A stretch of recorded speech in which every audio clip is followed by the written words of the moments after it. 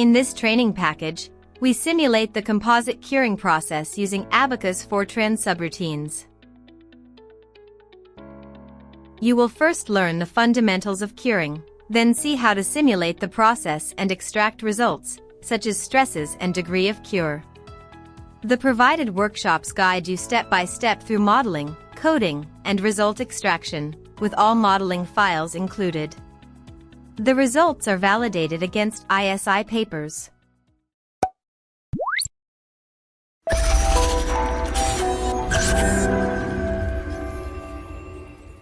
This package includes 2 lessons and 3 workshops, totaling over 3 hours of video.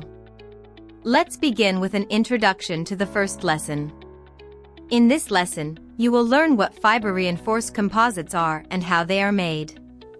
You will also understand the importance of correctly designing the curing process to achieve a high-quality final composite product. To illustrate why composite curing matters, we review the applications of composites across various industries. Next, we explore how to simulate the thermochemical behavior of the composite during curing. This behavior describes 1. The degree of polymerization, or degree of cure, under applied temperature. 2. The temperature rise caused by chemical reactions during curing. By completing this section, you will be introduced to cure kinetics equations, which allow you to calculate changes in the degree of cure over time. Finally, we explain the simulation procedure and the Fortran subroutines needed to model the thermochemical curing behavior in Abaqus, including 1. The DISP subroutine for applying temperature changes.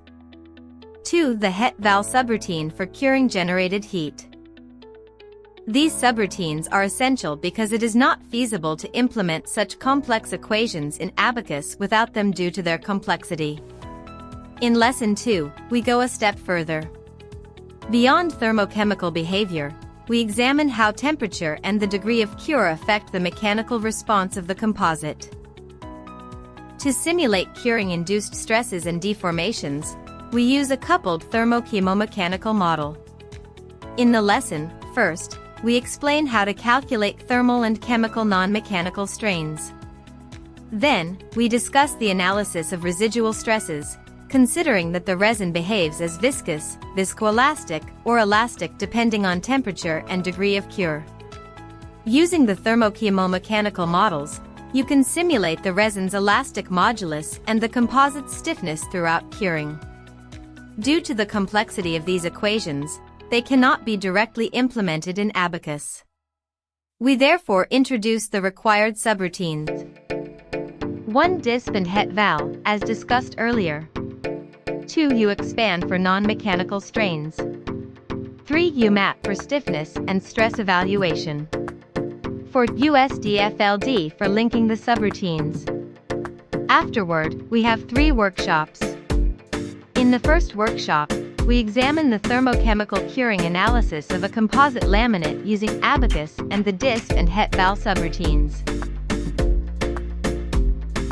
The results extracted in this workshop include the degree of cure and the composite temperature.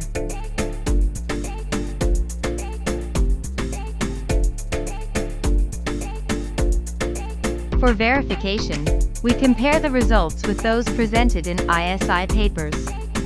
The degree of cure helps ensure that the composite is fully cured and ready for industrial use.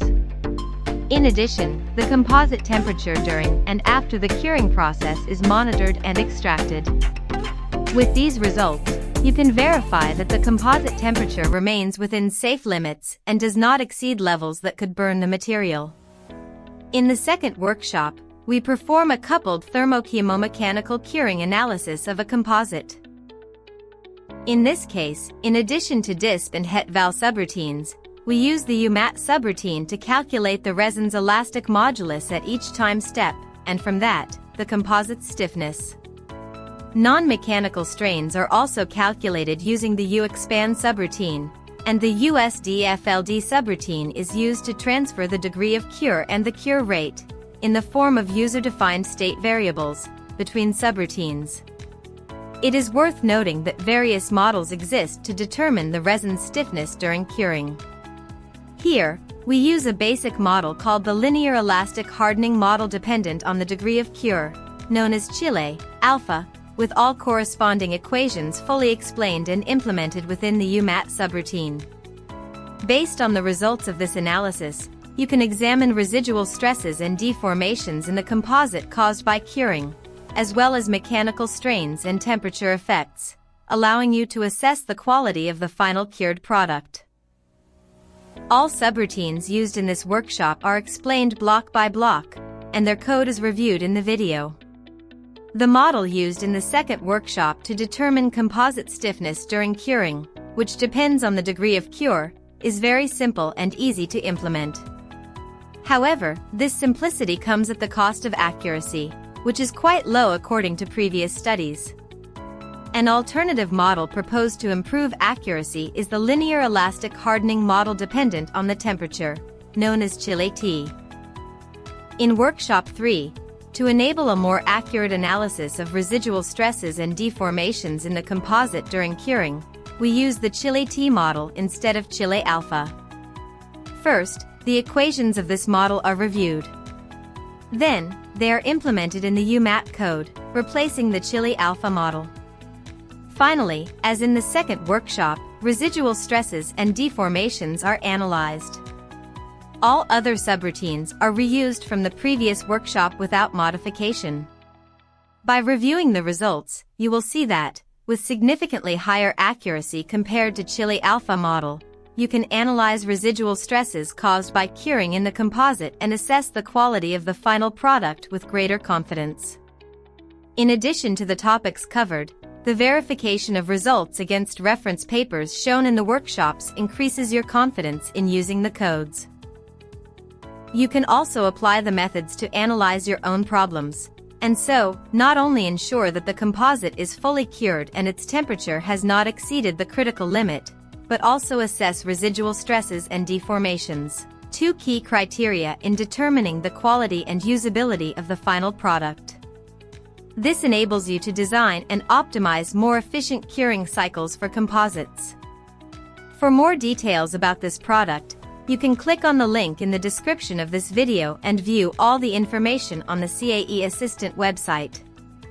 Also, we recommend subscribing to our channel so you'll be notified about our latest videos.